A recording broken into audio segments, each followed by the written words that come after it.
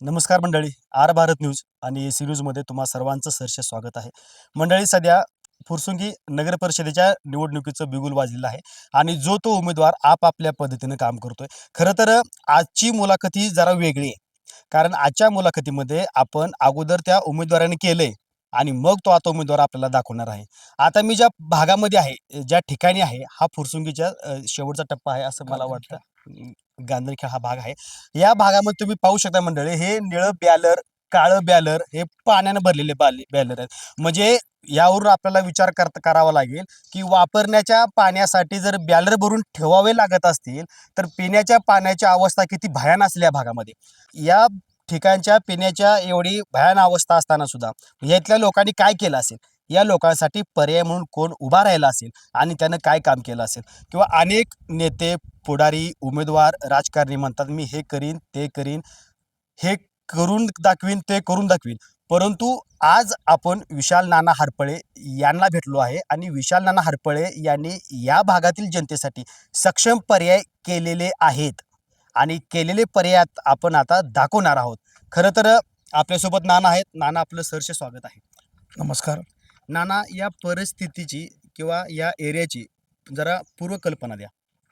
खरं तर पूर्वी ग्रामपंचायत होती फुरसुंगीची. बरं. ग्रामपंचायतच्या काळापासून आता आपण जे काही व्हिडिओ शूट करताय ना, हं. ती परिस्थिती जैशीच ते. बरं. त्यानंतर पुणे महापालिकेत गाव गेलं. ज्या उद्देशाने गाव पुढाऱ्यांनी गालावलं, हं. तो उद्देश असेल त्यांचा की या भागामध्ये विकास कामं व्हावी. हं. परंतु पुणे महापालिकेत सुद्धा 8 वर्ष वाया गेली हं. आणि आता पुन्हा पुणे महापालिकेतून गाव वगळून हे फुरसुंगी नगर परिषदेमध्ये आले. हं. या दरम्यानचा काळ काय होता, तर तो आपण पाहत आहे. हं. ग्रामपंचायत काळात बी ती पत्राशेड तशीच आहेत, हं. मनपात बी ती तशीच आहेत हं. आणि आज नगर परिषदेमध्ये सुद्धा ते पत्राशेड त्याच पद्धतीचे आहेत. हं. खरं तुम्ही आता एक तुमच्या समालोचनमध्ये असं सांगितलं की हं.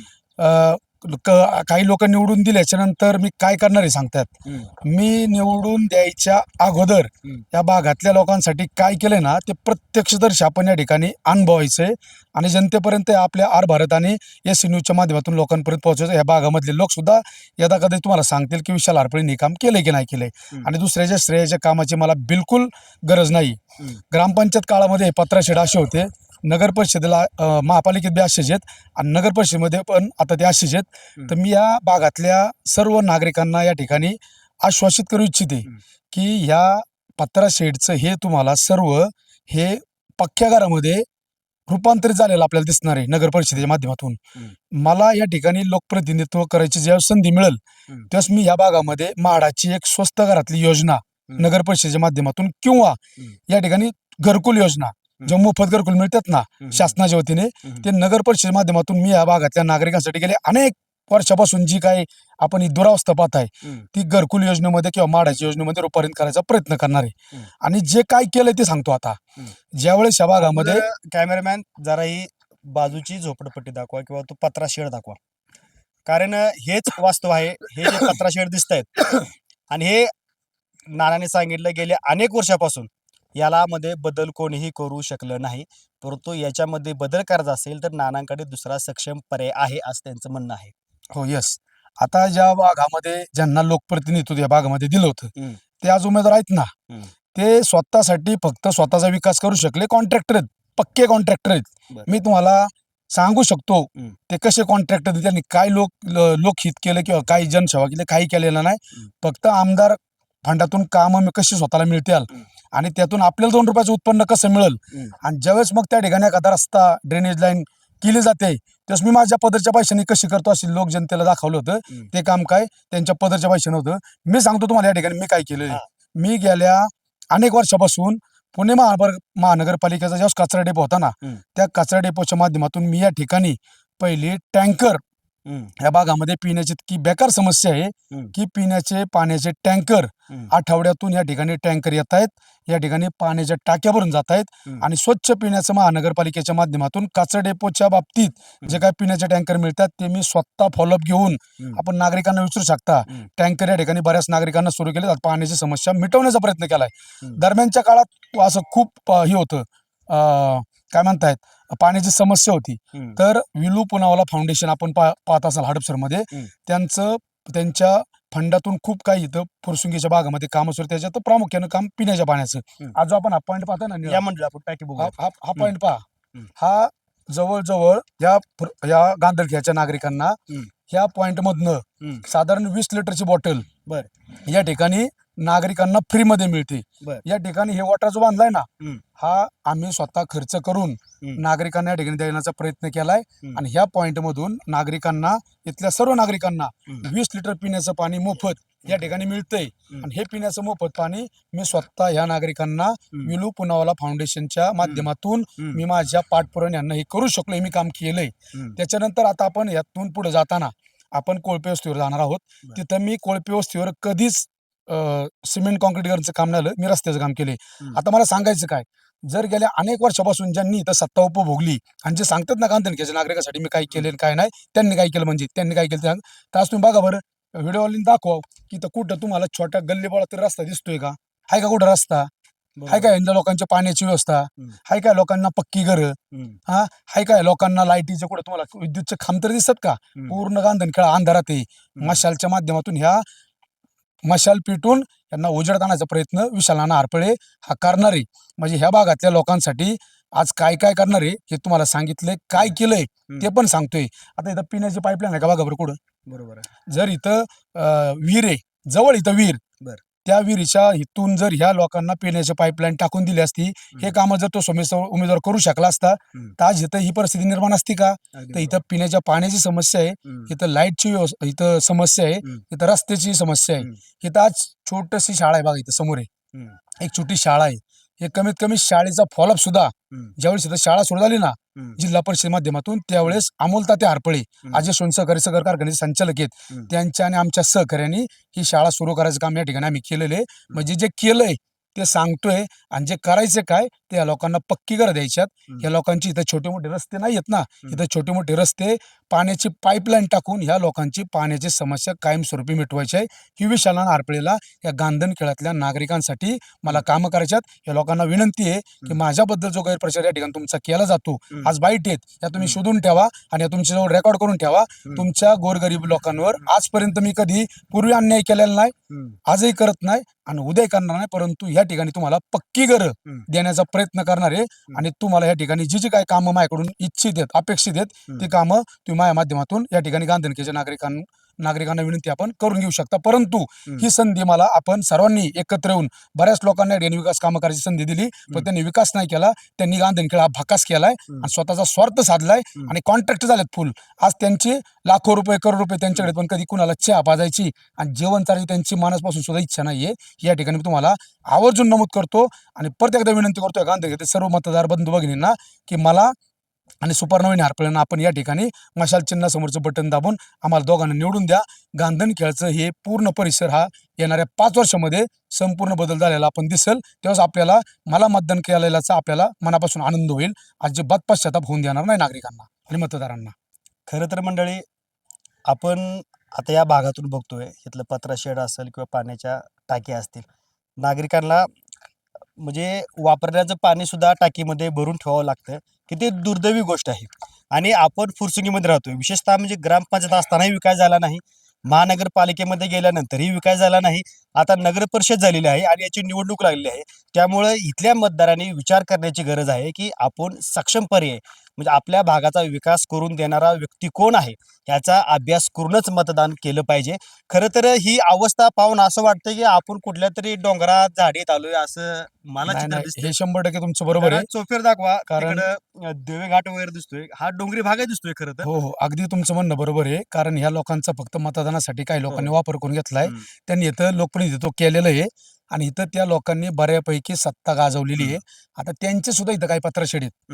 मी तुम्हाला पत्रशेड, आता हे खूप पत्रशेड आहेत, मला स्पेसिफिक त्यांचं पत्रशेड सांगता यायचं नाही, परंतु त्यांचे सुद्धा उमेदवारांची इथं पत्रशेड आहेत. आणि आता मागं त्यांनी निवडणुकीच्या काळामध्ये या ठिकाणी गायरान क्षेत्र आहे पलीकडे आपल्या ह्या फुरसुंगीचं 55 एकर, त्याच्यातलं एक क्षेत्र पलीकडे त्यांनी स्वतः गेल्या अनेक वर्षापासून, मी तुम्हाला आजही दाखवू शकतो, त्यांचं अतिक्रमण यादीमध्ये कुटुंबियांचं नाव आहे.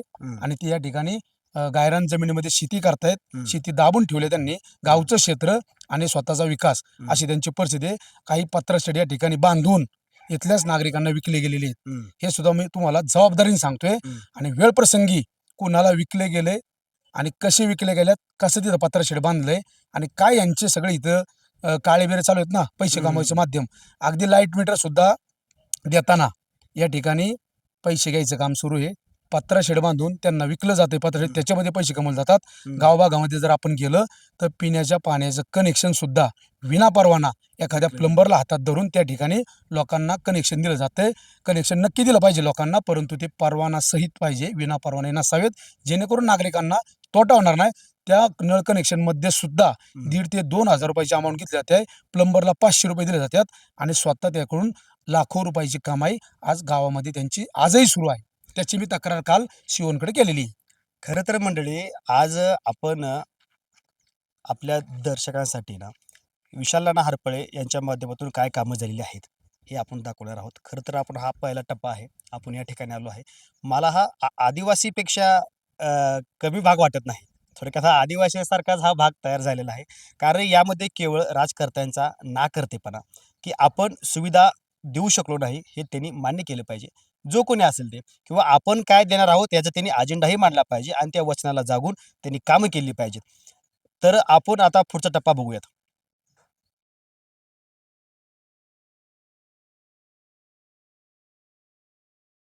आता आपण विशाल नानाच्या त्यांनी अगोदर केलेल्या कामाचा आलेख बघत येतोय. आता आपण सध्या कोळपे वस्ती इथे आलेलो आहे. नाना, चला आपण कोळपे वस्तीतला विकास या की या हा हवी तुम्ही कोळपे वस्तीतली ये मेन बाळा. पाण्याची समस्या हम्म. ही पण तुम्ही सोडवली असं मगाशी सांगितलं. हो. तर ही जो पुढं टाकी दिसते त्यावरचं नाव दाखवा, काय लिहिले त्यावरती? विलू पुनावाला फाउंडेशन. आणि या फाउंडेशन मार्फत पाण्याची सोय आहे. परंतु याचा पाठपुरावा करावा जो लागला, इथली भयान अवस्था त्यांना जी सांगावी लागली, त्यासाठी तुम्हाला काय संघर्ष करावा लागला? आता मला वाटतंय मी तर सांगू शकतो. बरं. पाठीमागचं गांधनखेड्यावरचं सांगितलंय. अगदी योगायोगानं दुपारची वेळी होय. लोक कामाला गेलेले आहेत. होय. तिथं काय कुणाला बोलून आपल्याला स्वतःच्या तोंडाने त्यांना बोलून सांगणं मला योग्य नाही वाटलं. बरं. परंतु आता ज्यावेळेस आपण गाडीतून उतरलोय, होय. सध्या परिस्थिती तुम्ही पाहिली. होय. हा मुलगा आबा कोळपेंचा एक चिरंजीव आहे आणि त्यांचे बंधू आहेत, बरं. त्यांचा एक चिरंजीव आहे. हा. नाव त्याचं अविनाश कोळपे आहे. बरं. मी काय सांगण्यापेक्षा त्यांनी फक्त आता डायरेक्ट आपले पाहिले आणि समोर आला आपल्यापाशी, त्यालाच विचारा प्रश्न तुम्ही. या अविनाश दादा, खरं तर अविनाश दादा, मला तुम्हाला पहिल्यांदा हे सांगा, काय या भागातला विकास असा रखडलाय का? रखडलंय बऱ्यापैकी. हे कशामुळे रोड रखडला हा विकास? रोड बीड बऱ्यापैकी रखडल्यात. बरं. रोड कोणी केलं नाही? नाही, अजून तर रोड झाले नाही. पहिल्या बरेच वर्ष रोड झाले, त्याच्यावर ग्रामपंचायत रोड झाला होती, नाही. पुन्हा आपण ग्रामपंचायतच्या महानगरपालिकेमध्ये टायमिंगला रोड झालं, पण त्याच्यानंतर परत अजून रोड झाला नाही. इथं सांगून पाण्याची पण पाण्याची सुविधा आहे बाकीची एवढी नानांनी केलेली आहे. हे टाकी बांधले, मग नाणे कशी केली सुविधा ही? नानांच्या माध्यमातून झाले तिकडं. बरं. मग त्यासाठी काय, मग तुम्ही काय त्यांना नानाला भेटला, जाऊन त्यांना पुढे सांगा म्हणला का, कसं काय झालं? नाही नाही, ती नानांनीच आणलं होतं तिकडं. बरं. आम्ही भेटलो काय नव्हतं. पण इथं अगोदर पाण्याची खूप मोठी समस्या होती. मग पाणी पहिले तुम्ही पाणी कुठं आणायचा? पाणी आपलं हेच विहिरीचं, बोरवेलचं. मग आता फिल्टर नंतर पाणी फिल्टर पाणी यायला लागलं. चांगलं मिळते. रोज 2 टाइम गाडी येते. अहो नाना, चांगलं म्हणतात राव, तुम्ही केले म्हणते ती. मी तुम्हाला सांगितलं ना, मी या इकडं. प्रत्यक्ष काम या ठिकाणी केले बरं. आणि मग लोकांना सांगतोय. हा. आज हा अविनाश कोळपे हो. हा काय एक युवक, शिकलेला युवक आहे. हो. ह्याला तुमच्या समोर बघितलं अहो, कोणी दादा, काय बोलायसाठी शिक्षण तयार नाही झालंय केलं. माझं ग्रॅज्युएशन कम्प्लीट आहे. सध्या काय करताय? मी शेतीच करतो. शेती. आम्ही हा रस्ता जो केलाय आता, हा कोणी केला रे? हा, मी त्याला विचारत होतो. आता हा जो सिमेंट रस्ता दिसतोय पुढे केलेला, सरांच्या फंडातून. बरं. संजय जगताप सरांच्या फंडातून रोड झालेला आहे पहिले. बरं. ते ह्यांच्याच माध्यमातून केलेलं आहे, नानाच्या माध्यमातून झाले. नानांच्या माध्यमातून. नाना काय संघर्ष करावा लागला टाकीसाठी, रस्त्यासाठी? नाही, काय झालं, कोळपे वस्ती, गांधनखेडा, फरतरेमाळा हा थोडासा वाड्या वस्तींचा भाग आहे. अगदी बरोबर. आणि वाड्या वस्त्यांच्या भागामध्ये फक्त मतांचं राजकारण केलं जात होतं पूर्वी. हम्म. ग्रामपंचायत असताना करता येत होतं, हम्म. मनपात असताना सुद्धा करता येत होतं. हम्म. आता नगर परिषदेमध्ये काय 1 वर्ष झाले फक्त कुठली विकास कामं झालेली नाहीत. परंतु जेव्हा संजय जगताप काँग्रेसच्या वतीने आमदार झाले होते या ठिकाणी, त्यांचं आम्ही काम केलं होतं.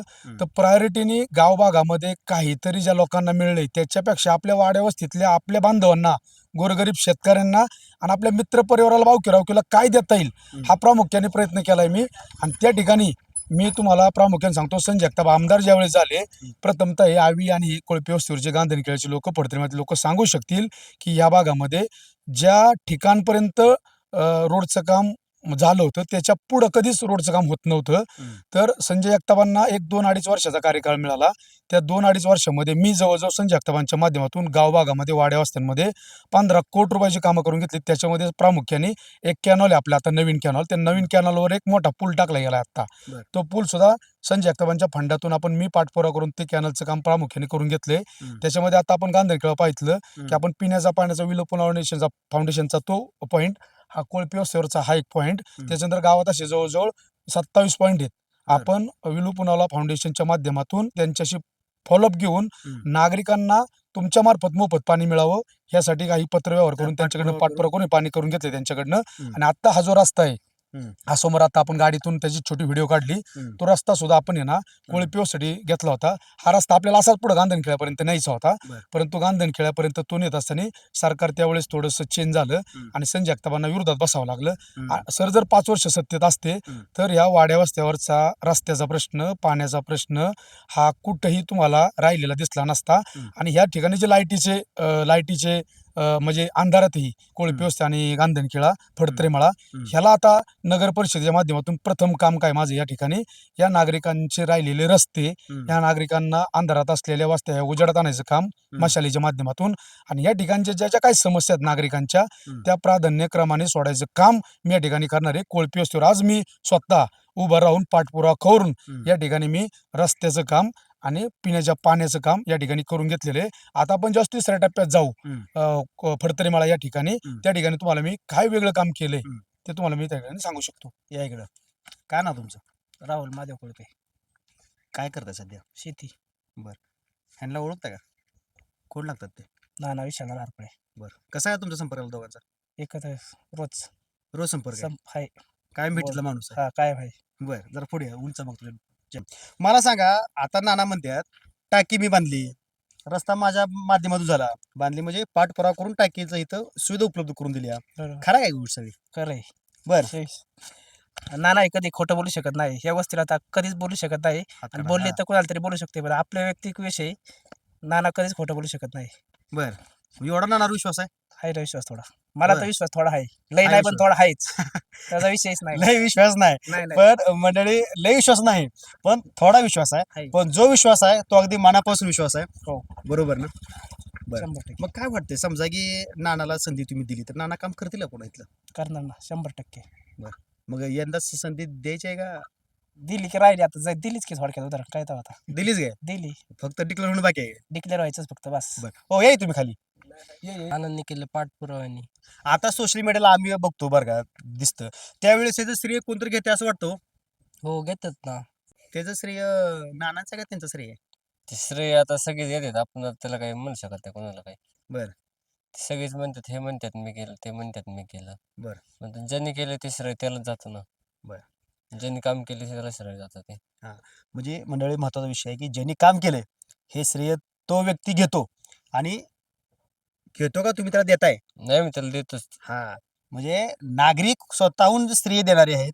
कारण की श्रेय जो घेतो तो फक्त सोशल मीडियावरती घेतो, परंतु नागरिकांना माहित आहे की काम प्रत्यक्षात कुणी त्याला केलंय. माहिती आहे कोणी काम केलंय ते. ठीक आहे. मग नाना, खरं तुमच्याबद्दल लोक पण चांगलं सांगते ती काय. आपण आता पुढला टप्पा बघूयात. मंडळी, आता आपण फडतरेमाळा या ठिकाणी आलो आहे आणि या ठिकाणी नानाने काय कामं केली ती, या ठिकाणी काय कामं केली ती हे पण आपण आता बघूयात. की नाना, आपण आता फडतरेमाळ्यात आहे, तुम्ही सांगितल्यानुसार आपण तुमचा आलेख बघत चाललोय. तर या ठिकाणची आपली काय काम आहे? या ठिकाणी नागरिकांना ते कोळपी वस्तीवर जो पाण्याचा पॉईंट आहे ना, त्या ठिकाणी प्रत्येकाला मोफत कार्ड दिलेलं आहे.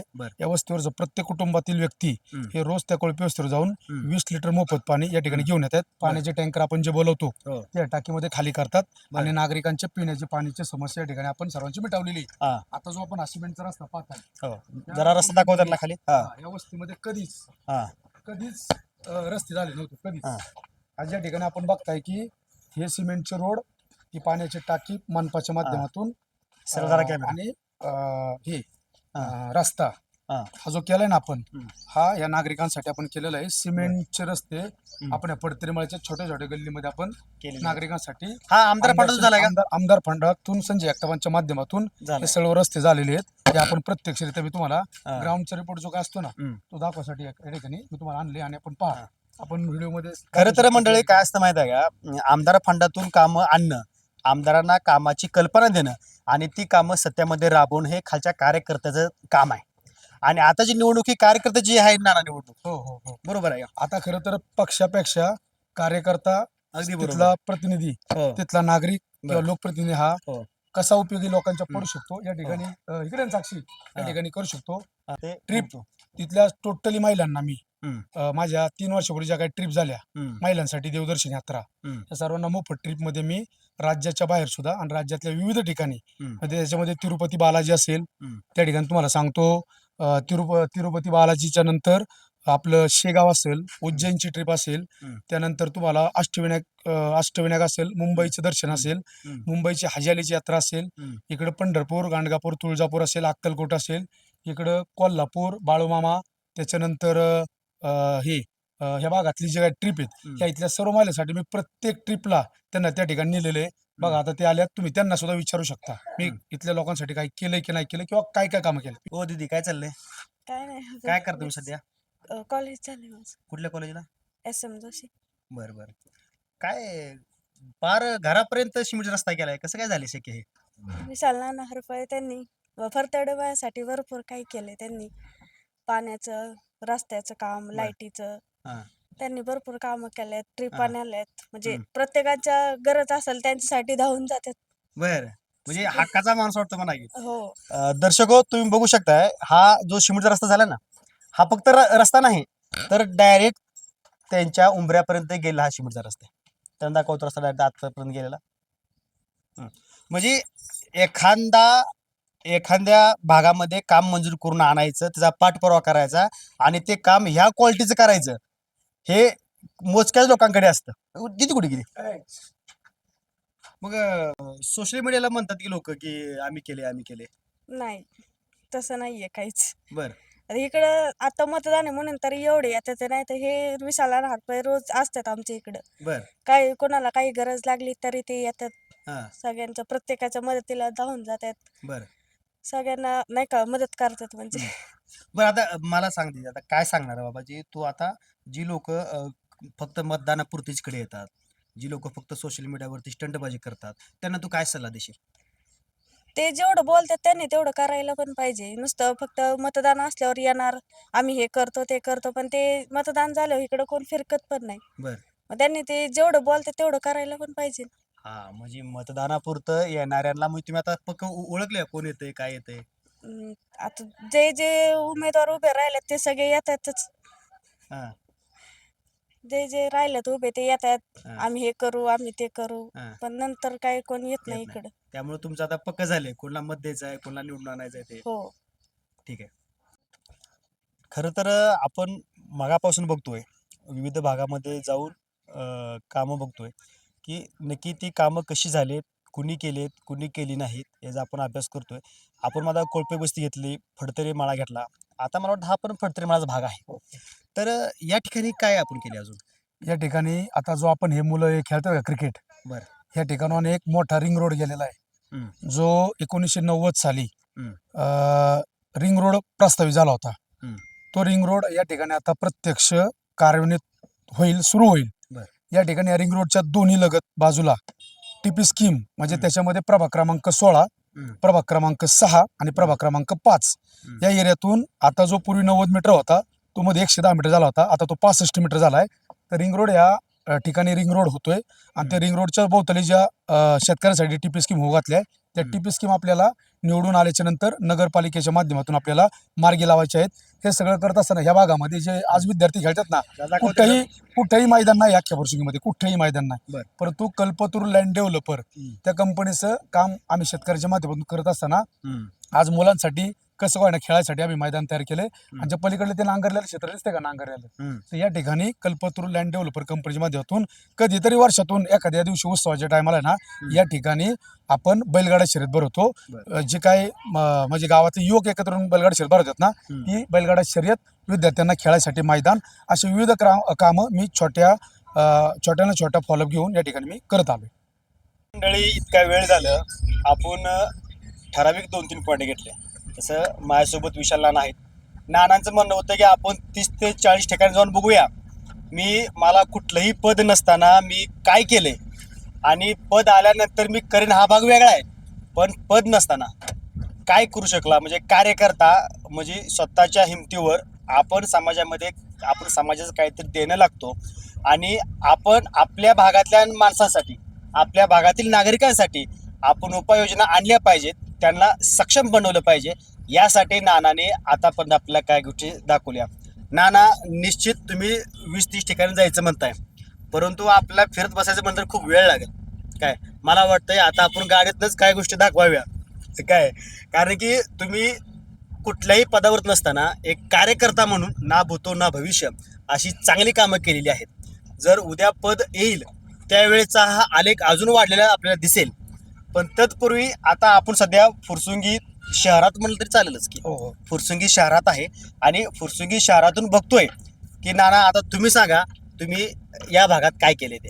आता तुम्ही खरं तर एवढ्या लवकर जर कंटाळला तर माझी कामं लोकांपर्यंत कशी पोचणार हो. तुम्ही उलट माझ्यासाठी दिवसभर वेळ काढला पाहिजे, कारण मला इथून पुढे 5 वर्ष जनतेसाठी काम करायचं निवडून गेल्याच्या नंतर. त्याच्या पुढे किती वर्ष करेल माहित नाही, कारण जनतेने संधी दिली तर. आता खरं तर पत्रकार बंधूंना एक विनंती की आपण खरं तर 35 ठिकाण आपण या ठिकाणी आमच्या प्रभाग क्रमांक 6 मधून आपण फिरणार होतो. परंतु माझी विनंती व्हिडिओ शूटिंग करणाऱ्यांना, आपण आता ज्या रोडने चाललोय ना खंडोबा माळावरून, त्या रस्त्याची अवस्था दाखवा प्लीज. कॅमेरा फिरवा त्याची बघा. आता हे बघा, ज्या वेळेस गेले अनेक वर्ष ज्यांच्या ताब्यात सत्ता होती, ज्यांना जनतेने निवडून दिलं होतं, ते ग्रामपंचायतच्या काळामध्ये असो किंवा महापालिकेच्या काळामध्ये असो, की अजिबात रस्ते नीट करू शकले नाही किंवा नवीन रस्ता तयार करू शकले नाही. हा भोयाळी ते रेल्वे गेटपर्यंतचा फुरसुंगी वडकी मार्ग आहे मोठा. या मार्गावर आजही बेकार परिस्थिती आहे की इथं मोठे मोठे खड्डे आणि रस्ता हा पूर्ण म्हणजे खड्डेमय रस्ता झालेला आहे. आता या ठिकाणी बघा की माझं काम पहिलं राहणार आहे प्रभाग क्रमांक 6 मध्ये निवडून आल्याच्या नंतर भोयाळी ते रेल्वे गेटपर्यंतचा हा जो रस्ता आहे, प्रमुख रस्ता आहे वर्दळीचा, हा रस्ता नीट केला म्हणजे लोकांचं ही वाहतूक समस्या मिटेल. इथं महिला आणि छोटी लहान मुलं शाळेची या रस्त्याच्या ट्रॅफिकमध्ये अडकलेले असतात. खड्डेमय झालेला आहे पूर्ण. सिमेंट कॉन्क्रिटीकरण किंवा डांबरीकरण जे नगर परिषदेच्या आपल्याला माध्यमातून जो काही फंड मिळेल सुरुवातीला, त्यातून आपण हा रस्ता पहिला दुरुस्त करण्याचं काम करणार आहे. याच्या पाठीमागं आता आपण सुताराळी, त्याच्यानंतर आपण बाढळेआळी, शिवशंभो कॉलनी, त्याच्यानंतर पुढं नारायणनगर 1, 2, 3, शिवचैतन्य नगर 1, आता इकडं शिवचैतन्य नगर 2, परशुराम नगर. ह्या बाजूला बघा ही पाण्याची टाकी आहे. चिंतामणी नगर शेजारी साधारण तुम्हाला सांगतो भगवान कामटे नगर आहे, आणि ह्या बाजूला राजेश्वर नगर, आणि त्याच्या शेजारी मग ते बाकीचं आहे. भरपूर मोठा एरिया आहे हा, आणि रेल्वेच्या पलीकडचा एरिया आहे. हे सगळं करत असताना या एरियामध्ये या मतदारांना माझं आव्हान आहे की आपण जर आपल्याला प्रभाग हा सुंदर करायचा असेल तर विशाल नाना हरपळे यांना आपण निवडून द्यायचं. हे सगळं करत असताना जर या ठिकाणी विकास कामं झाली असती तर आज आपण गाडीत बसलोय बघा. आज कॅमेरामॅनचा कॅमेरा किती वेळा हल्लाय, आणि जर हा रस्ता खरंच चांगला असता तर कॅमेरा हा एकदम व्यवस्थित सेट असता आणि तो अजिबात हल्लेला नसता. आता रेल्वे गेट आहे समोर. पूर्वी हे रेल्वे गेट आहे ना साधारण रात्रीचं बंद असायचं, सकाळी 7 ते रात्री असं बंद असायचं, रात्री 7 ते सकाळी 7 बंद असायचं. आता 24 तास सुरू करण्याचं काम आमचं फुरसुंगी गावातील काही सर्वपक्षीय युवकांच्या माध्यमातून आम्ही हे 24 तास रेल्वे गेट सुरू करायचं काम या ठिकाणी केलेलं आहे. आता उजव्या बाजूला लक्ष्मण कामटे नगर, डाव्या बाजूला तुम्हाला सांगतो हे शीते आणि श्रीनाथ सिटी सोसायटी आहे. इकडं ह्या बाजूला परत ह्या उजव्या बाजूला तुमचं सिद्धी ग्रीन 1, 2, 3, त्याच्यानंतर पलीकडं त्याच्यामध्ये मळाई पार्क, सिर्रा सोसायटी आहे.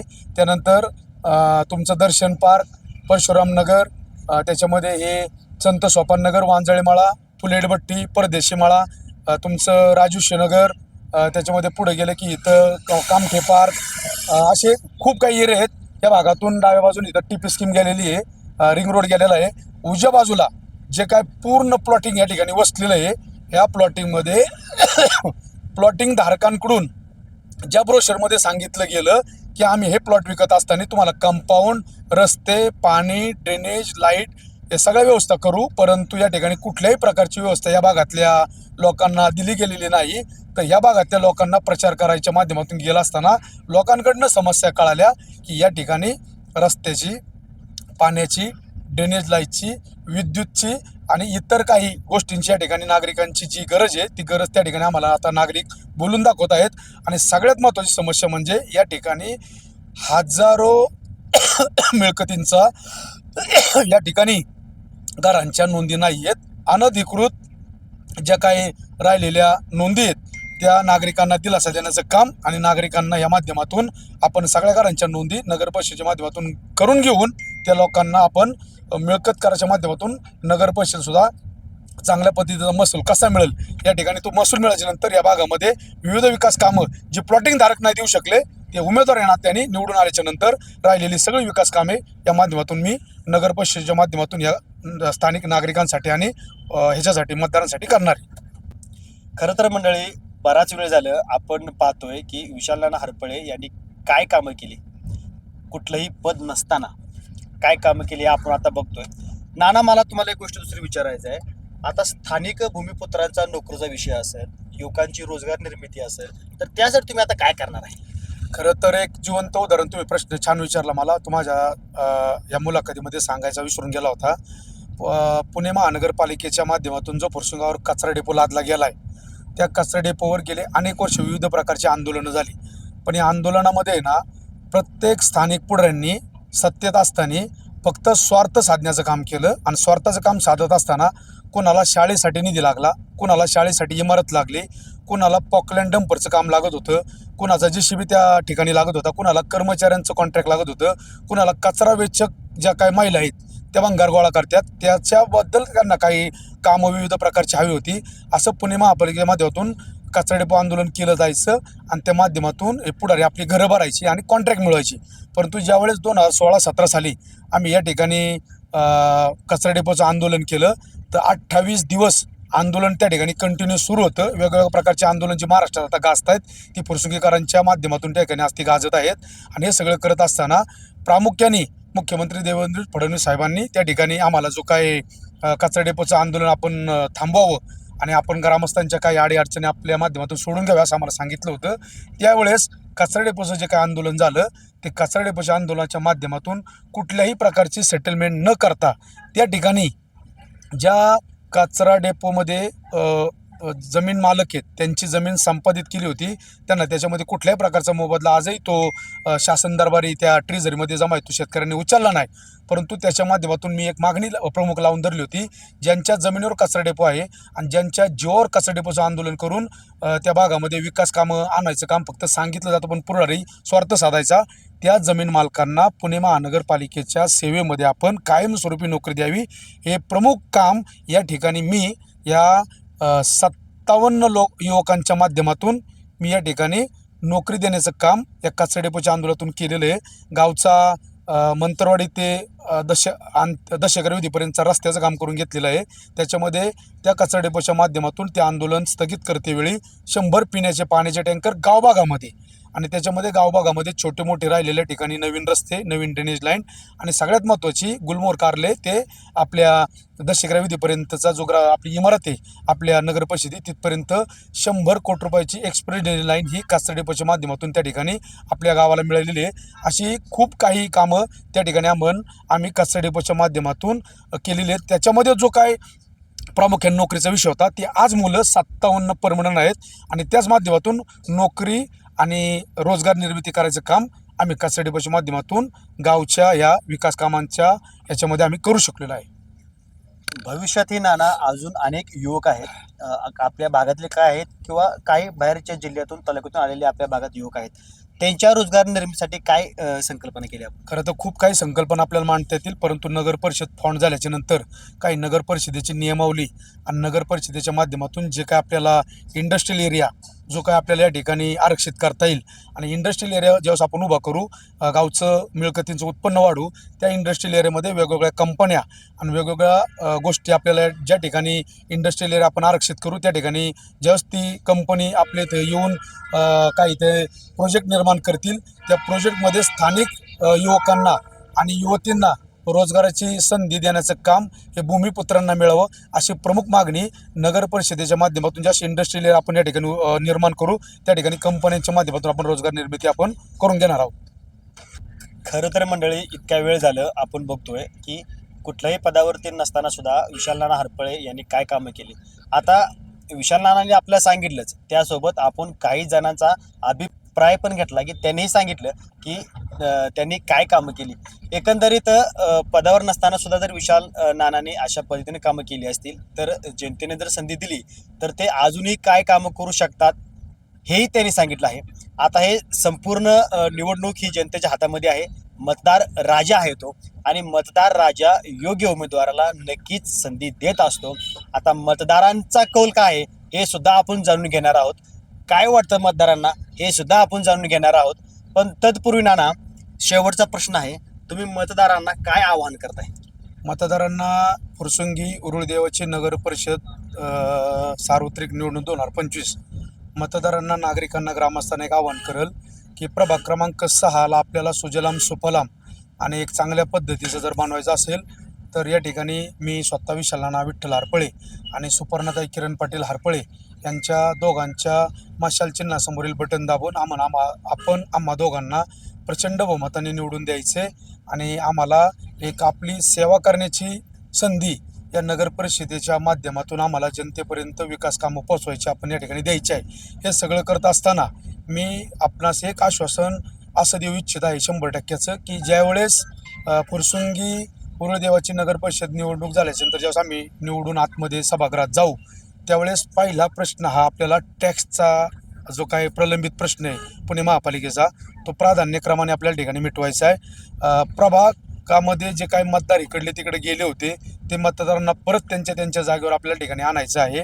तिसरी गोष्ट, या नगर परिषदेच्या माध्यमातून जे काही सार्वजनिक विविध विकास कामं आहे त्याच्यामध्ये नगर परिषदेचा पहिला डेव्हलपमेंट प्लॅन फुरसुंगीसाठी, त्याच्यामध्ये शेतकऱ्यांसाठी असलेली TP स्कीम, आणि दुसरी गोष्ट याच्यामध्ये विद्यार्थ्यांसाठी एक चांगलं पद्धतीचं शिक्षण, माता भगिनींसाठी आणि सर्वसामान्य लोकांसाठी एक चांगल्या पद्धतीचं मोठं आरोग्याच्या सुविधा म्हणजे हॉस्पिटल, पिण्याच्या पाण्याची कायमस्वरूपीची समस्या आणि राहिलेले सर्व ठिकाणचे छोटे मोठे रस्ते, गावासाठी लागणारा पर्यायी रस्ता, आणि त्याच्यामध्ये ज्या ठिकाणी आवश्यक गरजा आहेत म्हणजे ड्रेनेज लाईन आणि विद्युतचे दिवे, जिथं काय अंधार या ठिकाणी फुरसुंगी अंधारात दिसते ती मशालच्या माध्यमातून आपण या ठिकाणी उजेडात आणणार आहे फुरसुंगाव.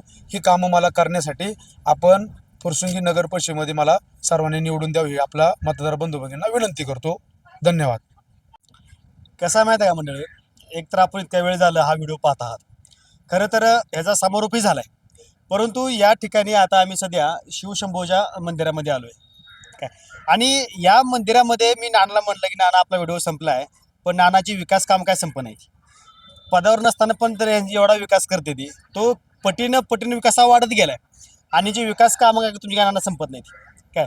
तुम्ही पदावर नसताना सुद्धा एक सामाजिक कार्यकर्ता म्हणून अनेक ठिकाणी पाठपुरावा करून एवढे कामं मंजूर करून आणलाय, आम्हाला सांगताय, नागरिक सांगतात, अगदी लहानापासून मोठ्यापर्यंत सर्वजण म्हणतात की बाबा नानाचं काम चांगलं आहे, नानाने हे केलंय, नानाने ते केलंय.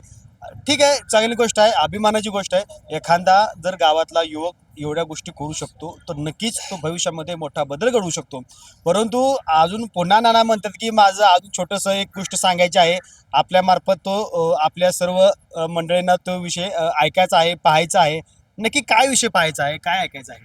खरं तर या शंभू महादेवच्या प्रांगणामध्ये मी या ठिकाणी आपल्याला कशासाठी आणले ते सांगतो. समोर देव आहे, बर, हे समजा भाऊ आहेत हां आणि संपूर्ण गाव आहे. हां मी आजपर्यंत स्वतःच्या पदरच्या पैशाने कामं केलेला गावातला युवक आहे. हां मी म्हणत नाही मी एकटा आहे, बर. असे माझ्यासारखे भरपूर असतील, बर परंतु मी या गावातला असा युवक आहे की पदरच्या पैशाने काम केलंय. बर मी कधी गावाचं खाल्लं नाही, हां मी कधी देवाचं खाल्लेलं नाही, हां आणि मी कधी भावाचंही खाल्लेलं नाही. कारण ह्या ठिकाणी या कोपऱ्यामध्ये ना पूर्वी हे शंभू महादेव मंदिर जेव्हा पूर्ण होत नव्हतं ना, हां तर आज आमचे स्वर्गीय CA साहेब कामठे आहेत, ते आणि मी आणि आमच्या काही इतर सहकाऱ्यांनी हे शंभू महादेव मंदिर गेल्या अनेक वर्षापासून प्रलंबित पडलं होतं, होत नव्हतं पुढं, ते आम्ही दोघांनी पुढाकारपणा घेऊन आमच्या सहकाऱ्यांच्या माध्यमातून हे शंभू महादेव मंदिर काम पूर्ण केले.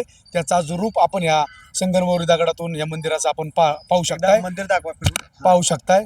दुसरी गोष्ट, या ठिकाणी मी स्वतः या मंदिरासाठी साहेब मी 1 लाख रुपयाची देणगी, माझे वडील आहेत असताना या ठिकाणी 1 लाख रुपये देणगी दिली आहे. त्यामुळे स्वखर्चातून आपण लोकांसाठी मदत केलेली आहे. आणि आरभारत टुडे मी आत्ता तुमच्याशी 1-2 मिनिटापूर्वी म्हणत होतो की तुम्ही दिल्लीच्या बाजूला राहताय.